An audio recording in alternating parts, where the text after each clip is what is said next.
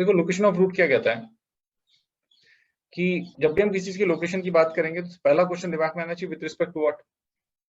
Location with respect to what ही होता है, लोकेशन से रिलेटिव ही होती है।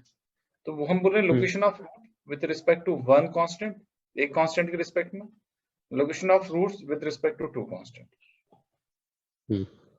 ठीक है, तो मतलब क्या हुआ इसका, देखो अगर हम वन कांस्टेंट के रिस्पेक्ट में देखें तो क्या पॉसिबल केसेस हो सकते हैं। तो देखो ये हो सकता है, तीन ही केसेस हो सकते हैं। ये मान लो कि कोई कांस्टेंट है 2 फॉर एग्जांपल, तो आप क्या सोच सकते हो, आप ये सोच सकते हो कि आपके दोनों रूट 2 से बड़े हों। ठीक है ना, आपके रूट्स के बीच में 2 लाई कर जाए, ये आपके दोनों जो रूट्स हों वो 2 से छोटे हों, और कोई केस तो हो नहीं सकता। ये दोनों 2 ही हो।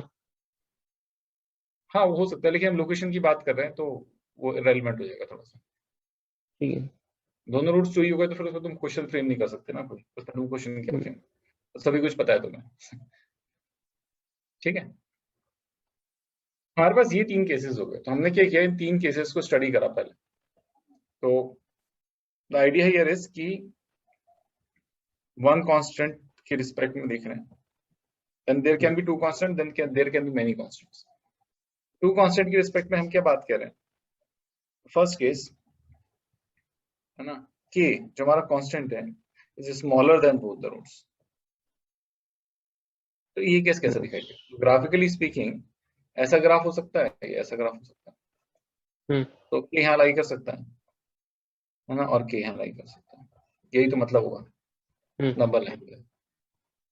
ठीक है, अब हम अगर ये बोल रहे हैं कि देखो एक तो जब हम बोल रहे हैं अल्फा एंड बीटा 2 रूट्स हैं, तो हम ये बोल रहे हैं बेसिकली कि रियल रूट्स हैं। जब रियल रूट्स हैं तो रियल रूट्स की कंडीशन हो गई D is greater than equal to C, ये तो होना ही चाहिए। या तो ये आएगा, नहीं तो कम से कम ऐसा ग्राफ तो है, तभी तो मैं बता पाऊंगा लोकेशन। अभी ऊपर ही चला गया मैंने रूट्स हुए तो फिर मैं कैसे बताऊं, है ना। सेकेंड इज बेसिकली कि अगर हम यहाँ पर इस पॉइंट के ऊपर फंक्शन की वैल्यू देखें, ग्राफ की value that is coming out to be positive, तो अगर मेरे पास जो पॉलिनॉमियल था उसमें मैं k डालूं तो this value should be positive.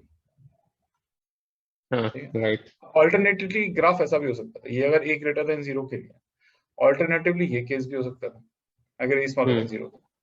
इसमें भी हम सेम ही बात बोलते हैं, बस ये फर्क पड़ जाता है कि k पे अब वैल्यू नेगेटिव हो रही है। हाँ, f of k should be less than 0। Yes, अब हमने बोला कि एक काम करते हैं, इसको अगर मैं ऐसे लिखूं 1 मिनट के लिए, और इसमें भी अगर a मल्टीप्लाई कर दूं तो ये साइन फ्लिप हो जाएगा, क्योंकि सेकंड केस में a नेगेटिव है। राइट। तो अब ये देखो दोनों कंडीशंस एक जैसी दिखाई देने लगी। ठीक है, तो हम अपनी कंडीशन लिख सकते हैं d should be greater than equal to 0। पर इसमें तो k दूसरे साइड भी होता फिर भी सारी फॉलो करता। क्या, अगर ये k more than alpha beta होता। Very good very good very good. तो इसलिए हमने एक और कंडीशन देखी कि ये वाला जो पॉइंट है दैट इज माइनस b/2 है, माइनस d/4 है। तो ये वाला जो x है that is nothing but minus b/2। तो आपका अच्छा, जो वो minus b/2 should be more than k। Minus b/2 should be greater then, ये भी एक कंडीशन है यहाँ पे। अब इन सबको नहीं, कंबाइन करके मैंने हाँ राइट राइट। मेरे से, तो ये कंडीशन है लोकेशन। अगर वो ग्रेटर होता अल्फा बीटा से तो फिर हम बस ये कंडीशन फिट कर देते। Very good very good.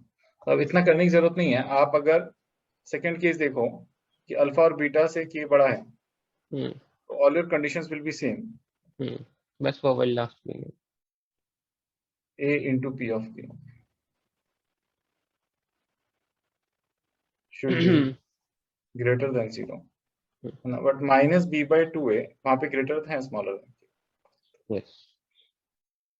And there is a third case, third scenario क्या कह रहा है कि अल्फा और बीटा के बीच में k, अब क्या से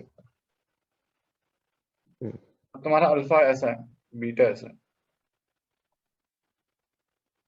और यहाँ पर k, एक ही केस हो सकता है और एक ऐसा भी हो सकता है। तो है ना, तो अब बेसिकली मैंने क्या किया बीच में, तो मैंने बोला एक केस तो ये होना चाहिए कि d should be greater then 0, बीच में जगह तो होनी चाहिए ना, अगर रूट डिस्टिंक्ट नहीं होंगे तो बीच में जगह कैसे बनेगी। तीसरा मैं बोल सकता हूँ basically p of k will be smaller than 0 क्योंकि नीचे है ग्राफ में। यहाँ पे d is greater then 0, p of k इसमें भी a into p of k should be less than 0। अब a से मल्टीप्लाई कर देंगे तो सेम चीज आ जाएगी जो पहले हमने की। yes। तो हमारी एक्चुअली में कंडीशन ऐसे दिखाई देनी चाहिए, ठीक है ना, लेकिन है ना, तो ये हमारी कंडीशन होनी चाहिए थी। लेकिन अब तुम सोचो बेसिकली अगर p of k smaller than 0 है तो it automatically implies the first condition.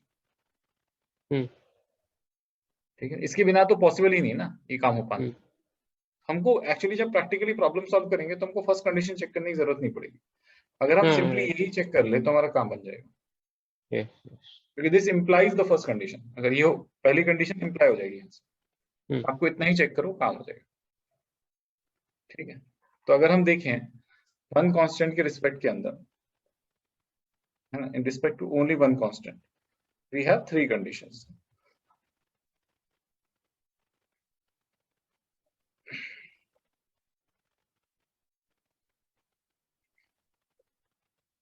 इस केस में कंडीशन थी d should be greater than equal to 0, a into p of k should be greater than 0, and minus b by 2a was greater than k। यहाँ पे थी d is greater than equal to 0, a into p of k should be greater than 0, ये तो same थी, और minus b by 2a should be smaller than k। और इसके case में सिर्फ एक ही कंडीशन है, a into p of k is smaller than 0। यहाँ पे है ना, x square plus a minus 2x plus a equal to 0। मतलब find the values of a, है ना, find the values of a if first part a is greater than 1, sorry, both roots are greater than 1। second condition 1 बीच में लाई करता है, and third condition alpha and beta are smaller than।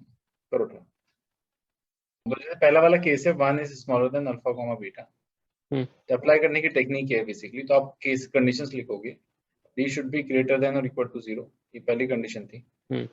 इस पे apply करते हैं तो इस कंडीशन से हमको मिल जाएगा b square minus 4a should be greater than equal to 0। ये कंडीशन मिल गई, इसको हमने सॉल्व किया, ये हो गया a square minus 4a plus 4 minus 4a is greater than equal to 0। So a square minus 8a plus 4 is greater than. इसको solve करेंगे, ये पहला हो गया। दूसरी कंडीशन कैसे मिलेगी मुझको, a into p of 1, क्योंकि 1 पे बात हो रही है। Now here the value of a is equal to 1, क्योंकि देखो इक्वेशन क्या दी हुई है, x स्क्वायर, तो x का कोएफिशिएंट 1 x स्क्वायर, तो 1 into p of 1 should be greater than 0, ये मेरी दूसरी कंडीशन। मैंने इसको अप्लाई किया तो ये कितनी आ गई, तो 1 डालूंगा तो 1 plus a minus 2 plus a should be greater than 0, ये कंडीशन है। उसको मैं सिंप्लीफाई कर लूंगा तो this becomes 2a minus 1 is greater than 0, a is greater than 1 by 2, यहाँ से ये आंसर। अभी मैंने पहले वाला सॉल्व नहीं किया। And third is minus b by 2a should be greater than k। Third condition से मेरे पास आ गया minus of minus should be greater than 1, a minus 2 should be greater than 2, and a minus 2 should be smaller than minus 2, a should be smaller than minus 2, a should be smaller than 0।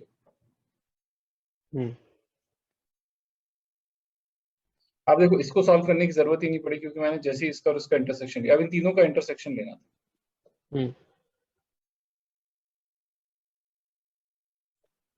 ठीक है, तीनों का intersection लेना था, लेकिन अगर मैं इन दोनों का ही ले रहा हूँ, ये बोल रहा है 0 से छोटा, बोल रहा है 1 by 2 से नो बड़ा, वैल्यू। ठीक है, अब अगर देखो यहाँ पे दो कंडीशन सॉल्व कर लिए तो थर्ड पहले सॉल्व कर लेना चाहिए, क्योंकि इसमें पहले दो कंडीशन तो सेम ही है। हाँ, थर्ड में तो दो कंडीशन सेम ही है। एक कंडीशन है D is greater than equal to 0, है ना। दूसरी है 1 p ऑफ 1 शुड बी, ये दोनों तो सेम ही कंडीशन है। तो इसको सॉल्व किया था तो हमारे पास वैल्यू आई थी a इज ग्रेटर देन 1/2। पहले वाले को किया था, इसको सॉल्व कर लेते हैं हम चाहो तो a की वैल्यू कितनी आ जाएगी, 8 plus minus root of b square minus 4ac। ठीक, तो ये आ गया 4 प्लस माइनस रूट। तो आपका कैसे दिखाई देगा, देखो 4 माइनस रूट 12 यहाँ गया, 4 प्लस रूट 12 यहाँ, इसके इधर बराबर हो इधर। अब हमने बोला कि पहले वाले का आंसर, दूसरे वाले का आंसर, तीसरे वाले का आंसर, थर्ड वाला क्या था, देखो माइनस b/2 है। अब बस इसमें साइन चेंज हो जाएगा, ये कंडीशन है। इससे करस्पॉन्डिंग हमारा जो फाइनल आंसर होगा उसका बस साइन चेंज हो जाएगा। अब अगर देखो पहले वाले का आंसर आ रहा है माइनस इन्फिनिटी से 4 minus root 12 union 4 plus root 12 to infinity. तो अगर ऐसा आ गया तो एक नंबर लाइन पे अगर रिप्रेजेंट करूं, 4 माइनस से छोटी वैल्यू क्या है इसमें से 0, ये हो गया 1/2 एंड 4 माइनस रूट 12। अब रूट 12 कितना होता होगा अप्रोक्सीमेटली, रूट 16 इज 4, है ना। तो कितना होगा रूट 12, 3 पॉइंट समथिंग। मेरे को लगता है कि यहाँ पे हुआ, हाँ 3 पॉइंट।